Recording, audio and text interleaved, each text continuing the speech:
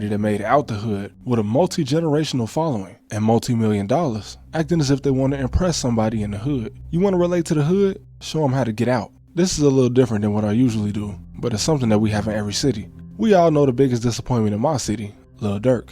A man with a Grammy Award caught in a Fed case because allegedly he was trying to avenge a crash out that should have never been around him. No disrespect to King Von, but you put your hands on somebody and they shoot you. That's called cause and effect. Ain't nothing to get back for. In fact, I hope Lil Durk is innocent because there's too many dead people around him for this to be the revenge he throws his life away for. Not to mention, the guys on every hit associated with his name are straight created players. That's not to say these guys ain't dangerous. According to one of them, they'll kill you just for a payment. But that's not how the streets work. If we friends, I shouldn't have to pay you to do nothing. Brick Baby, at nearly 40 years old, as impossible as it sounds, a porn star actually gave you the clout that rapping would have never given you. We all know that Adam wanted you to crash out to keep his revenue flowing, and you fell for it. But that's fine. You a gang member. I didn't expect nothing less. Adam is gonna put you in situations where your enemies get brought up and you gonna have something to say. It's just content, and you were getting paid for it too. But failing to realize that when it comes to you and the law, Adam is gonna choose the law every time. That makes him more mature than you. And he's a guy who I regard as having no soul at all. I won't mention any allegations on his name until proven true, but who is this man? He's the son of a corrupt alderman that lobbied for million-dollar contracts to benefit the construction company he worked for before being pardoned by the President of the United States when he got caught in a fraud case. And his uncle, the one who likely secured the pardon, was a board member for the government agency responsible for all the money the U.S. sends to other countries. He managed the campaign for the longest-serving governor in the history of Massachusetts, and he was an informal advisor for President Clinton. To say his uncle was a powerful man is an understatement. How does a man with a family this powerful and influential enough to ask for a presidential pardon become an adult content creator with a hip-hop culture podcast? There's no way the FBI came to his house without a member of his family informing him beforehand, and I'm not saying he's a government informant, I'm just saying I can't rule it out. Looking at Adam 22 as a culture vulture is just a distraction compared to what he could actually be. He has days worth of footage on Brick Baby saying things a man with 2 strikes in California should not be saying, and as a result the federal government has this too. Brick has enough clout and charisma to do his own podcast to make a living, but being in too deep with the rolling 60s, still, at nearly 40 years old, he dug his own grave.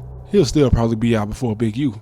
Lil Baby, from 2017 to now, his career has gone in the wrong direction. When the court in Atlanta is playing recordings of men insinuating that you, a 30-year-old man, have placed bounties on people's head when you're a millionaire, you have made a fatal error. With all the weird things you probably did with Michael Rubin, it appears you failed to learn the most important thing he could have taught you, because the closest you will see a guy like him to street politics is when he makes all these rappers come party on his boat like a bunch of thoughts. I'm not trying to be bogus, I'm just calling it out like it is. 21 Savage, I used to listen to you back in 2016, but at your age, still rapping like you in the hood, killing anything but a fly that buzzed past your head, is embarrassing. A lot of y'all, you, Baby, and Young Thug, guys that could really drop game and show the little YNs how to make it out, will rather pretend to be gang members. Thug, you can't be a gang member because half your gang pled guilty and showed them people in court a lot of respect. One of your main shooters threw you under the bus, so he has no loyalty to you. Shout out to Woody for taking care of his family, but if that case wasn't live streamed, it wouldn't have been no I don't recall. He would have recalled everything he did in fact tell those detectives in the interrogation room. So what's the point of being in a gang? If the guy shooting for you provides the most evidence against you, the dude you made rich and signed to a deal that pretended to be a Crip won't even sit in a cell with you for 6 whole months.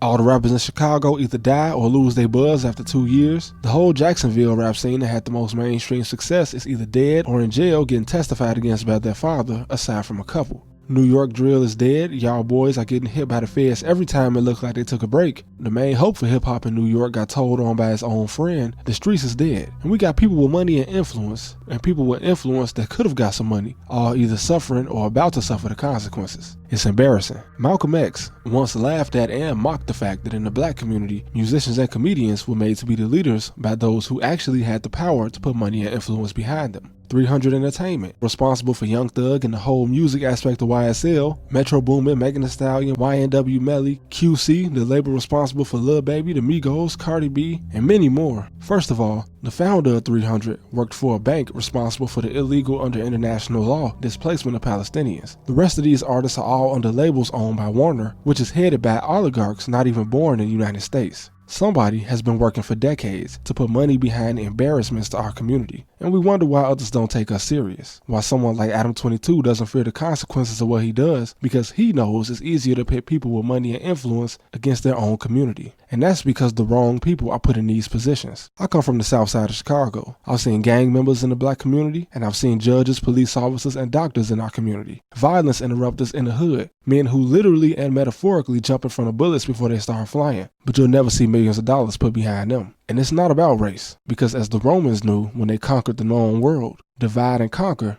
is how you gain control of everything. The same reason a killer is more famous than a mathematician is the same reason that those that don't know us think that this is what we all are. I seen a lot growing up on the south side. I saw men die every day, but one thing I never saw was BLM.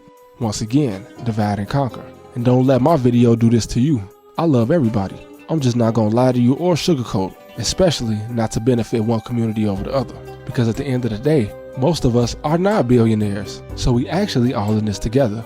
But again, it's much easier to pit all of us against each other.